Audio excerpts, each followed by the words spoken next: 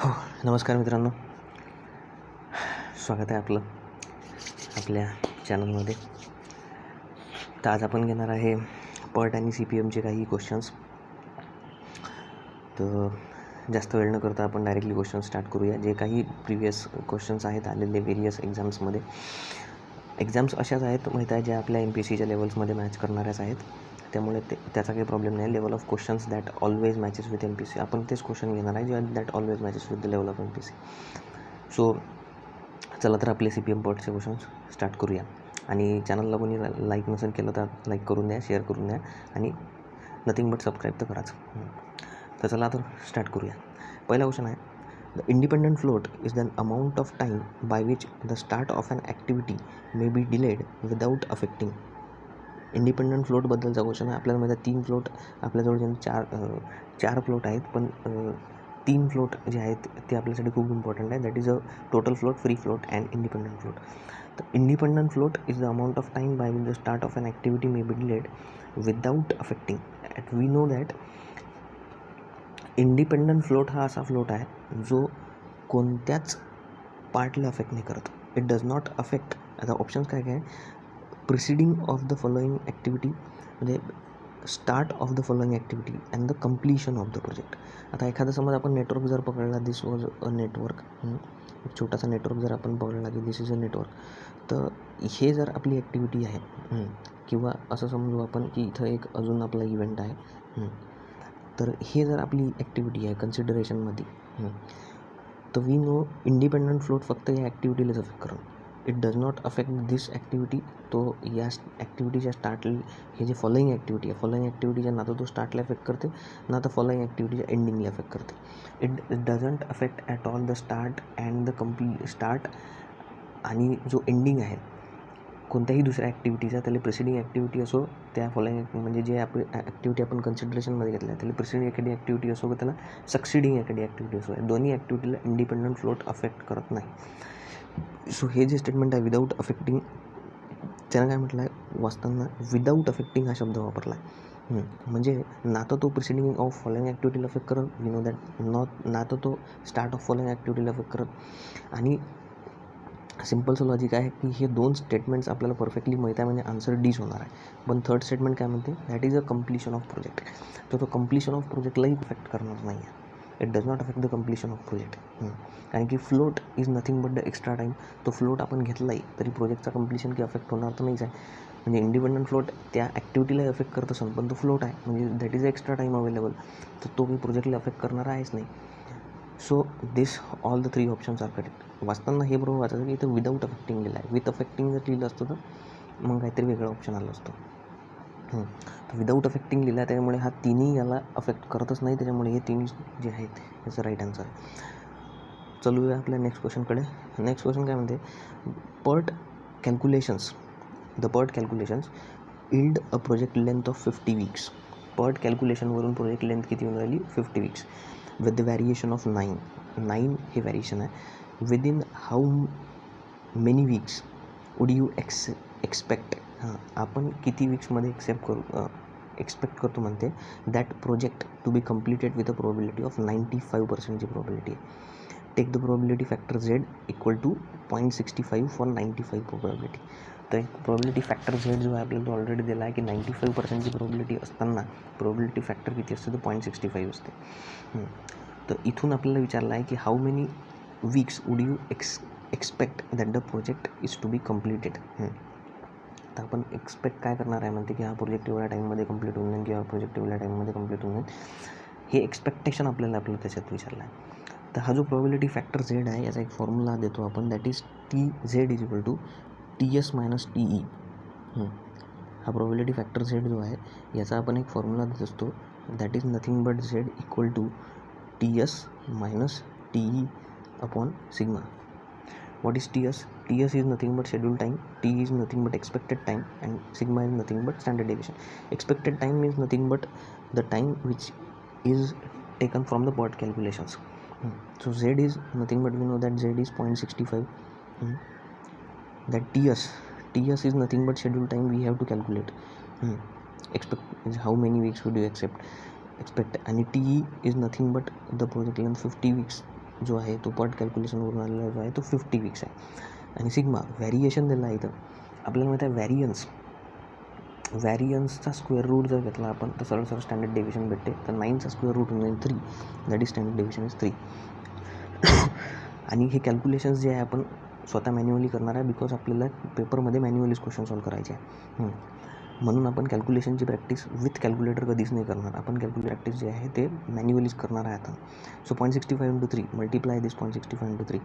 आपल्याला सगळे ऑप्शन 50पेक्षा जास्तच दिसत आहे इकडे. सगळे 50पेक्षा जास्तच ऑप्शन आहे. अँड 0.65 × 3 बिकॉज एक राऊंड ऑफ कॅल्क्युलेशन जरी पण आपण घेतलं की 0.65 × 3, आता 2 ऑप्शन्स जे आहेत इतकं मोठं 60 आणि 70 इतकं मोठं आन्सर होणार नाही आपल्याला माहीत आहे. 3ला 0.65 मल्टिप्लाय 3 पण ॲड केलं याच्यात तरी पण हे जे ऑप्शन आहे हे ओळखत नाही. तरी पण हे जे ऑप्शन आहे हे इतकं होत नाही. इथं आणि फ्रेंड्स अजून एक इथं जे प्रॉब्लेम आहे तो म्हणजे इथं एक प्रिंट मिस्टेक आहे. That is this is not a 0.65, this is 1.65. कारण की ऑप्शन्स जे आहेत त्याच्या व्हॅरियन्सवरून आपल्याला दिसून राहिलं की दिस इज 1.65 नॉट 0.65. ऑप्शन्सच्या या रेंजवरूनच आपल्याला दिसत आहे की this is not a 0.65, this is 1.65. So आपण एक ढोबळ मनाने सॉल्व केलं तर 16, दिस इज 16. हे आहे 16 × 3 म्हणजे किती होते? 16 × 3 = 48, दॅट इज 4.8. तर जास्तीत जास्त आन्सर जे होणार आहे दॅट इज 54.95 हे ऑप्शन आहे. आणि 56 आणि 17 × 3 केलं तर किती होते? 17 × 51 51 म्हणजे 5.1. सो 55 त्याच्यात 2 जरी पाहिलं आपण तर हे ऑप्शन 54 ते 55च्या रेंजमध्ये येऊन राहिलं. म्हणजे राईट आन्सर जे आहे ते आहे 54.95. दिस वॉज द राईट आन्सर. तर हे कॅल्क्युलेशन्स आपल्याला मॅन्युअलीच करायचे आहे. तर वळूया आपल्या नेक्स्ट क्वेश्चनकडे. नेक्स्ट क्वेश्चन काय म्हणते? The duration of activity I to J is 8 and the EOP J is 18 and the EST is 5. What is the free float of IJ? तर त्यांना विचारलं आहे की फ्री फ्लोट जो आहे म्हणते फ्री फ्लोट या ॲक्टिव्हिटीचा किती आहे हे आपल्याला विचारलं आहे. ॲक्टिव्हिटीचा सीधा साधा जो आपल्याला तो फ्री फ्लोट विचारला आहे. तर free float so friends free फ्लोटमध्ये आपल्याला जो फॉर्म्युला माहीत आहे फ्री फ्लोटमध्ये जो फॉर्म्युला माहीत आहे आपल्याला तो आपण इथं यूज करणार आहे. तसे 3 फॉर्म्युले तुम्ही लक्षात ठेवा. मी तुम्हाला आज सांगतो 3 फॉर्म्युले आहेत 3 फ्लोटसाठी. That is total float, free float and independent float. Total float, free float आणि इंडिपेंडंट फ्लोटचे 3 फॉर्म्युलेज आहेत. ते 3 फॉर्म्युले तुम्ही लक्षात ठेवणं खूप गरजेचं आहे. तर ते 3 फॉर्म्युले आहेत काय हे एक महत्त्वाचं आहे. What is this 3 formulas? ते 3 फॉर्म्युले आहेत काय? तर फ्री टोटल फ्लोट याच्यासाठी जो फॉर्म्युला आहे एक सिम्पलचं त्यात ट्रिक लागली आहे. ती ट्रिक पण आपण बघूया. That is a free float and this is independent float. So firstly आपण काय करू? आपण हे लिहून घेऊया. That is TJ minus TI minus duration, TJ minus TI minus duration and TJ minus TI minus duration. हे आपण सगळ्या ह्याच्यात लिहून घेऊ. त्याच्यानंतर तुम्ही काय करा, फक्त इथं LEE लिहायचं आहे आपल्याला. LEE ली आणि इथून जे स्टार्ट करायचं आहे या साईडसाठी LEE ली. So this was the complete calculation for this. तर जेव्हाही एखाद्या ॲक्टिव्हिटीमध्ये आपण बघतो दिस जे मीन्स वॉट, हे जे ॲक्टिव्हिटी आहे आपली याच्यातला हा आय झाला आणि हा जे झाला. This was the IJ consideration. And what is L and what is E? L आणि E काय आहे? तर एखादा जेव्हा आपण हे कॅल्क्युलेट करतो दॅट इज नथिंग बट एक आपला हे एखादा कोणताही आपल्याजवळ जेव्हा हे आहे नेटवर्क आहे, दिस वॉज अ नेटवर्क. तर या पॉईंटपासून तर या लास्ट नोडपर्यंत जायपर्यंत आपण जे एक फॉरवर्ड पासवाली मेथड वापरतो म्हणजे ड्युरेशन्स ॲड करत जातो आणि त्याच्यानंतर इथपर्यंत पोहोचतो आपण, तर ते एक फॉरवर्ड पासवाली मेथड झाली. आणि जर आपल्याला इथून वापस डबल याच्यावर यायचं असेल तर आपण निगेटिव्ह करत जातो. तर ते एक फॉरवर्ड पासवाली आपण मेथड वापरतो आणि दुसरी आपण मेथड वापरतो बॅकवर्ड पास. तर हे जे फॉरवर्ड पास आणि बॅकवर्ड पासवाली मेथड आहे त्याच्यातला L जो आहे L means what? L means जो बॅकवर्ड पासमधून तुम्ही कॅल्क्युलेशन्स करून राहिले, इथं जे काही कोणत्याही नोडवर बॅकवर्ड पासमधून जे कॅल्क्युलेशन येईल ते झालं एल. आणि ई मीन्स जे फॉरवर्ड पासमधून तुम्ही कॅल्क्युलेशन करून राहिले ते झालं ई. दॅट इज, एका शब्दात सांगायचं झालं तर this is nothing but the earliest expected time and this is latest allowable time, L indication. So इथं जर बघितलं आपण आता फ्री फ्लोटसाठी आपल्याला फॉर्म्युला कोणता लावायचा आहे? हा फॉर्म्युला. तर फ्री फ्लोटमध्ये T E J, what is T E J? So this is T E J, that is 18. हा आहे आपला 18 minus earliest starting time, this is nothing but earliest starting time. इथं काय म्हटलं होतं आपण? Latest allowable time, this is earliest expected time और earliest starting time. So this is earliest starting time, that is 5. Duration is 8, duration आपल्याला 8 दिला आहे. आणि हा जो जेवाला आहे that is nothing but earliest expected time for that जेथ node. So 5, 18 minus 8 जर केलं आपण तर किती झालं? 18 minus 8 10, 10 minus 5 5. So means answer is 5.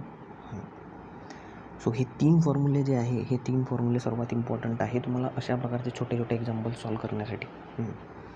So वळूया आपल्या नेक्स्ट क्वेश्चनकडे. नेक्स्ट क्वेश्चन आहे, if the values of T P and T O, we know what is T P and what is T O. T O means optimistic time and T P means pessimistic time of activity are 4 and 15. What is the variance of the activity? तर व्हॅरियन्सचा आपल्याला simple formula माहीत आहे. Variance means nothing but T P minus T O divide by 6चा whole square. This is 6, not sigma. So 15 minus 4 divided by 6चा whole square आपल्याला करायला लागतो. व्हॅरियन्स करण्यासाठी 15 मायनस 4 डिवाइड बाय 6 आपल्याला एवढं करणार आहे. So what is 15 minus 4? 15 minus 4 means nothing but 10. किती? 11. 15 मायनस 4 इज 11. आणि 11 डिवाइड बाय 6 आपल्याला करणार आहे. किंवा आपण एक काम करू शकतो, सरळ सरळ स्क्वेअर जर आपल्याला तशा प्रकारे नसेल करायचं तुम्ही असंही करू शकता. 121 divide by 36 we can divide this. So options जे आहे ते 3 पॉईंटमध्येच आहे. तर 3 वाजून 3 जर बघ दिलं तर किती होते? सो 121 मायनस 3 मल्टिप्लाय जर केलं, 3 8 चाललं, 1 त्रिक 9 1 10 108 उरले किती? That is nothing but 2 means 110. करून 8 गेले किती उरले? दॅट इज 3, हा चालला 1, that is 13. So this is 13. So point दिला आहे, पॉईंट देऊन देऊ आपण. 130 हे जे आन्सर आहे हे कुठं येईन आपल्याला, फक्त हेच पाहणं आहे. सिम्पलचं लॉजिक आहे. 87 आणि 92मध्ये हे ऑप्शन येणारच नाही. राहिले 2 आणि 36. तर 3 तर आपण आताच घेतलं होतं, म्हणून ऑप्शन इज 3.36. तर दिस वॉज लॉजिकल सिक्वेन्स. हाच आपल्याला लॉजिकल सिक्वेन्स त्यात लावणं आहे. आणि कॅल्क्युलेशनची प्रॅक्टिस तेवढीच इम्पॉर्टन्स आहे जेवढं क्वेश्चन सॉल्व करणं इम्पॉर्टंट आहे. विथ कॅल्क्युलेटर जर तुम्ही क्वेश्चन सॉल्व करत असाल तर it doesn't matter for the exam. तर चालूया वळूया आपल्या नेक्स्ट क्वेश्चनकडे. द टाईम, नेक्स्ट क्वेश्चन काय म्हणतो? In time estimates PERT follows. Time estimate जे आहेत पर्टमध्ये आपल्याला माहीत आहे, पर्टमध्ये PERT is nothing but what? PERT हा एक प्रोबॅबिलिस्टिक अप्रोच आहे. PERT shows the probability. 3 time estimate त्यात सांगितले आहे, ऑप्टिमिस्टिक, पेसिमिस्टिक आणि मोस्ट लाईकली. तर पर्ट हा काय शो करते? PERT shows the probabilistic approach. PERT हा एक प्रोबॅबिलिस्टिक अप्रोच सांगतो आपल्याला. आणि C P M is what? C P M it's a deterministic approach. So next question बघूया. नेक्स्ट क्वेश्चन एकदम सिम्पल आहे. नेक्स्ट क्वेश्चनमध्ये सीधा तुम्हाला पर्ट जो आहे, पर्ट या पर्टचा एक फुल फॉर्म विचारला आहे. पर्टचा फुल फॉर्म फक्त विचारला आहे. इमॅजिन करू शकता तुम्ही हा क्वेश्चन किती वेळा आला आहे. पर्टचा फुल फॉर्म विचारणं. DMRC 2020, WPSC polytechnic lecture 2019, MPSC mains 2018मध्ये पण हा क्वेश्चन आला आहे पेपर 1मध्ये. त्याच्या पहिले APPSC 2016 मेन्समध्ये आला आहे. TNPSC 2012मध्ये, इस्रो सायंटिस्टमध्ये पण हा क्वेश्चन आला आहे 2019. इमॅजिन करू शकता हा एक छोटासा क्वेश्चन किती इम्पॉर्टंट आहे. सो पर्ट हे तर पाठच असलं पाहिजे आपल्याला. PERT is nothing but the program evaluation and review technique. So program evaluation and review technique बोललं आहे. So option D is matches program evaluation and review technique, that is nothing but the PERT. Next question काय म्हणतो? Next question आहे that is a critical path method CPM network is what? Critical path network is what? Event oriented network, activity oriented network, both oriented or none of the. So PUT is nothing but a activity oriented network, and in CPM is nothing but the activity oriented network, and PERT is a event oriented network. We all know this. So these are simple questions that, but it carries the 2 marks, and we have to solve this.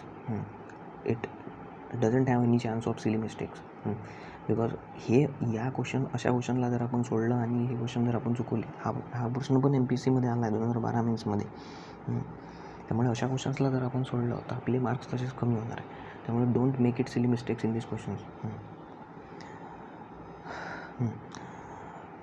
आपला next question काय म्हणतो? Next question आहे की in CPM नेटवर्कमध्ये the latest finish time for an activity for an event I is 8 weeks. एक latest finish time आपल्याला दिला आहे म्हणते.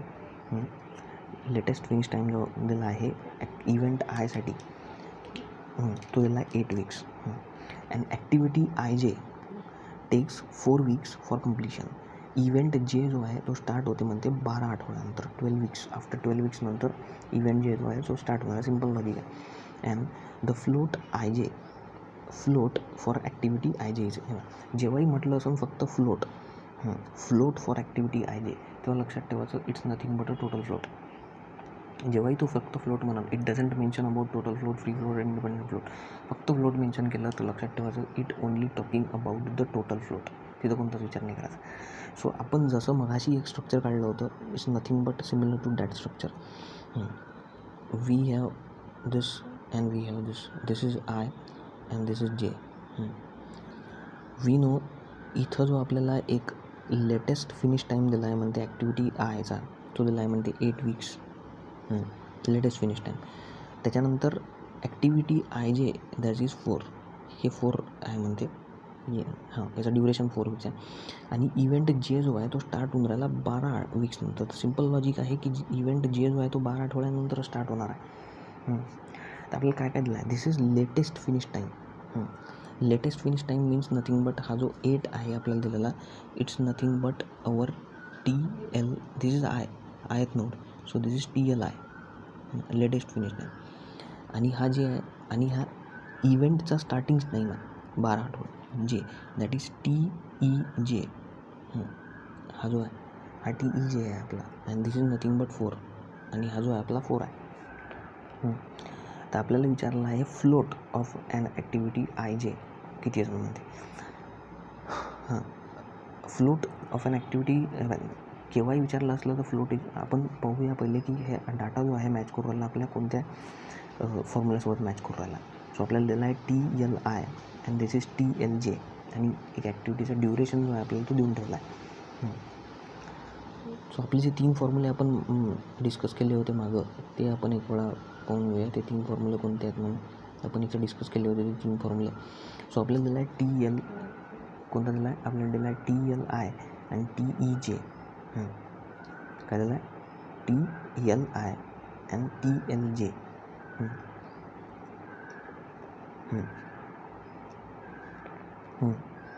हे 2 पार्ट जे आहे, हे 2 पार्ट आपल्याला ऑलरेडी गिवन आहेत की TLI अँड TLJ काय आहे. तर फ्लोट विचारला आहे आपल्याला. तर आपल्याला कोणत्या ह्याच्यात आपल्याला हा डाटा दिसून राहिला TLI.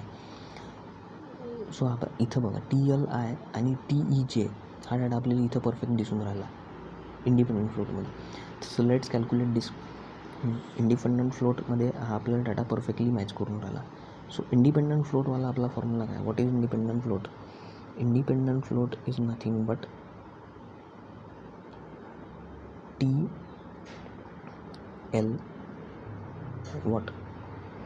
इंडिपेंडंट फ्लोट काय होता आपला? TEJ minus TLI minus duration. So आपल्याला इथं हेच दिलं आहे, that is nothing but 12 minus L is 8 minus 4. तिथून आपल्याला काय लक्षात येऊन राहिलं की 8 आणि 4 12 minus 12 is 0. So this is nothing but the answer of this question, that is 0. आता मी तुम्हाला मागाशी सांगितलं होतं की फ्लोट म्हटलं म्हणजे टोटल फ्लोटच घ्यायचा आहे. पण फ्लोट म्हटलं म्हणजे टोटल फ्लोट घ्यायची कंडिशन हे आहे, जेव्हा आपल्याला सगळा डाटा गिवन आहे तेव्हा अकॉर्डिंग टू द कंडिशनही काही प्रायमरी कन्सिडरेशन हेच आहे की फ्लोट म्हटलं म्हणजे टोटल फ्लोटच घ्यायचा आहे आपल्याला, दुसरा फ्लोटचा विचार नाही करायचा. बट अकॉर्डिंग टू कंडिशन आपल्याला चेंज होणारच लागणार आहे. तर इथं जे कंडिशन आहे आपल्याला जे दिली आहे, तर इथं आपल्याला कंडिशन दिली आहे इंडिपेंडंट फ्लोटवाली. तर वी हॅव टू चेक की आपल्याला कोणती कंडिशन इथं गिवन आहे. जर आपल्या सगळ्याच कंडिशन गिवन असेल आणि त्याच्यानंतर आपल्याला विचारलं की इथं फ्लोट कॅल्क्युलेट करून दाखवा, तर तेव्हा फक्त टोटल फ्लोट लावायचा, दुसरा कोणताच नाही विचार करायचा. सॉरी. तर जेव्हा आपल्याला सगळ्या कंडिशन गिवन असेल तेव्हा फक्त एकच विचार करायचा त्याची, आणि तेव्हा आपल्याला मेन्शन केलं असेल तर फ्लोट कॅल्क्युलेट करा, तर फक्त टोटल फ्लोटच कॅल्क्युलेट करायचा. आणि जेव्हा एक पर्टिक्युलर कंडिशन दिला आहे फक्त आपल्याला तिन्ही फ्लोटमधून फक्त अशा कंडिशन घेऊन आहे की ज्या तिन्ही फ्लोटपैकी एकाच फ्लोटमध्ये लागते, तो गो फॉर इट. तर इथं जसं आपल्याला इंडिपेंडंट फ्लोटचीच कंडिशन दिली आहे, तर आपण मग इंडिपेंडंट फ्लोटच कॅल्क्युलेट करूया. बट ऑल कंडिशन गिवन असून then it mention float, then go for the total float. So ह्या ज्या ट्रिक्स आहे ह्या फक्त आपल्याला प्रॉब्लेम सॉल्व करून समजणार आहे. सो आपण बोलूया आपल्या नेक्स्ट क्वेश्चनकडे. नेक्स्ट क्वेश्चन काय म्हणते, there are 3 parallel paths in a part of a network between a bursting node and the next merging node with only one activity in each path, number of dummy arrows needed. हा question चांगला आहे, एकदम मस्त question आहे. Question काय म्हणतो, question नेहमी सिरियसलीच वाचायचा.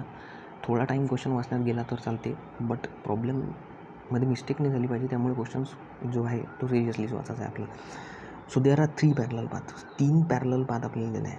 3 पॅरलल पाथ आहे. म्हणजे इमॅजिन करा की 3 पॅरलल पाथ आहे. आपण स्ट्रक्चर काढूच आहे, पण इमॅजिन करूया 3 पॅरलल पाथ आहे एका नेटवर्कमध्ये. त्यात एक आहे म्हणते बस्टिंग नोड, म्हणजे this is nothing but a starting node and next merging node, आणि एक मर्जिंग नोड आहे. म्हणजे 2च नोड आहे आणि त्यामध्ये एकच ॲक्टिव्हिटी आहे. प्रत्येक पाथमध्ये एकच ॲक्टिव्हिटी आहे. With only one activity in each path. हे एक सर्वात महत्त्वाचं अजून कन्सिडरेशन आहे याच्यात, की याच्यात एक पहिली गोष्ट तर हा एक नोड आहे आणि हा एक नोड आहे, 2च नोड आहे, आणि त्या 2 नोडमध्ये ओनली वन ॲक्टिव्हिटीज राहणार आहे प्रत्येक पाथमध्ये. तर minimum number of dummy arrows किती असेल.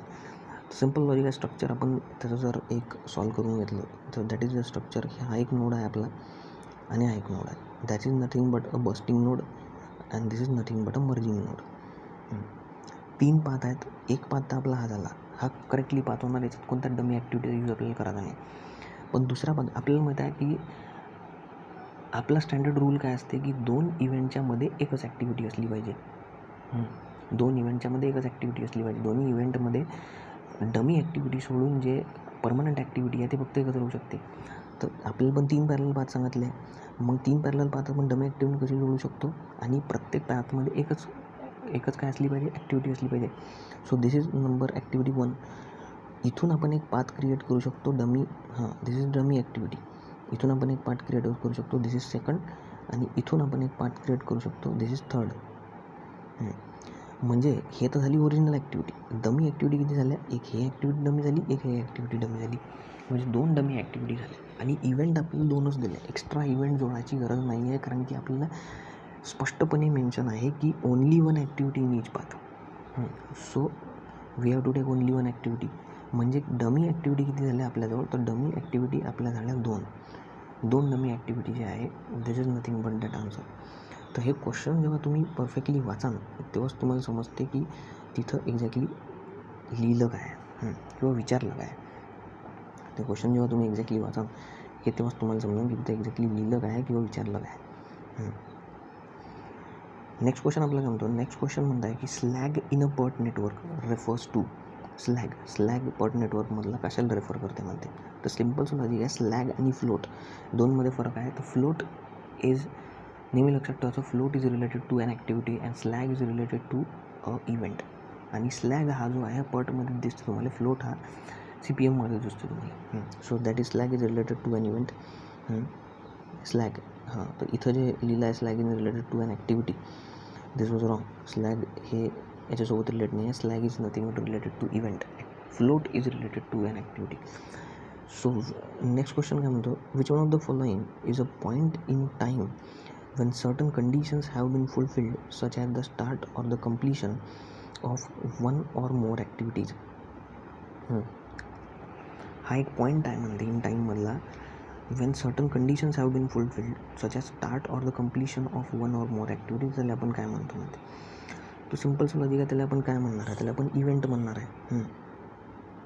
एक सिम्पल लॉजिक आहे की this is nothing but a point in time. हा एक पॉईंट इन टाईम आहे, लिहिलं काय, this is a point in time. Point म्हणजे instantaneous time. Point in time is nothing but a instantaneous time. आणि certain condition have been fulfil म्हणजे तिथं एक तर स्टार्ट होणार आहे ॲक्टिव्हिटीचा किंवा कम्प्लिशन होणार आहे ॲक्टिव्हिटीचं. सो नथिंग बट त्या ॲक्टिव्हिटी तर होऊ नाही शकत, त्याच्यामुळे this is a event. Next question आहे की which of the following does have some limitations when applied to detail engineering design work during early stages of project. याचे ऑप्शन्स दिलेले आहे CPM, PERT, डमी ॲक्टिव्हिटी आणि estimate. तर याच्यापैकी असं statement आहे म्हणते it having the some limitations when applied to detail engineering design work during the early stages of project. प्रोजेक्टच्या अर्ली स्टेजेसमध्ये जर आपण त्याला लावलं तर त्याचे काही लिमिटेशन्स आहे म्हणजे तिथं जे आपल्याला फुलफिल करायचे आहे. इथं फक्त ऑप्शन दिले आपल्याला CPM, डमी ॲक्टिव्हिटी, PERT आणि एस्टिमेट.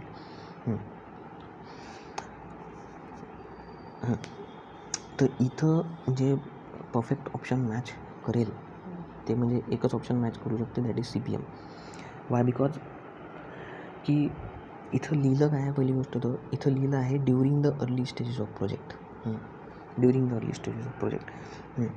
आणि प्रोजेक्ट म्हटलं आहे म्हणजे डमी ॲक्टिव्हिटी आणि estimate these are nothing but irrelevant options. हे दोन्ही ऑप्शन इररिलेवंट आहे. राहिलं PERT आणि CPM.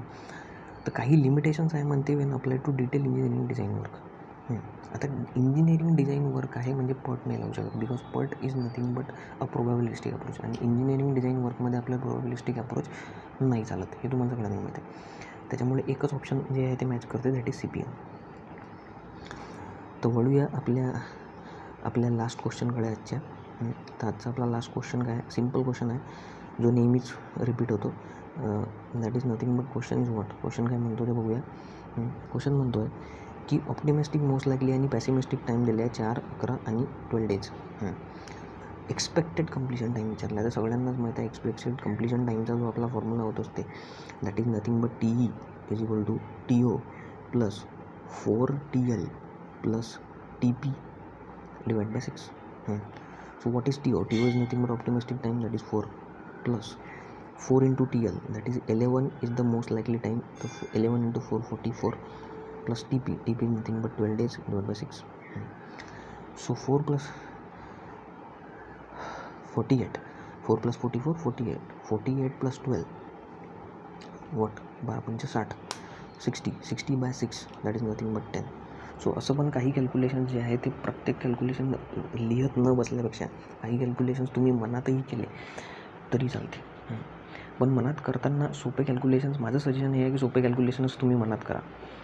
कारण की जास्त थोडेफार काही गडबड जरी होत असेल तुम्ही तरी पेपरवर सॉल्व करून घ्या त्याला. कारण की चुकीचं केल्यापेक्षा थोडा पेपरवर सॉल्व करून घेतलं तुम्ही, 1 मिनिट एखादा काही सेकंड जे आहे तुम्हाला जास्त लागतील, बट तुमचं आन्सर जे आहे ते परफेक्ट येणं महत्त्वाचं आहे.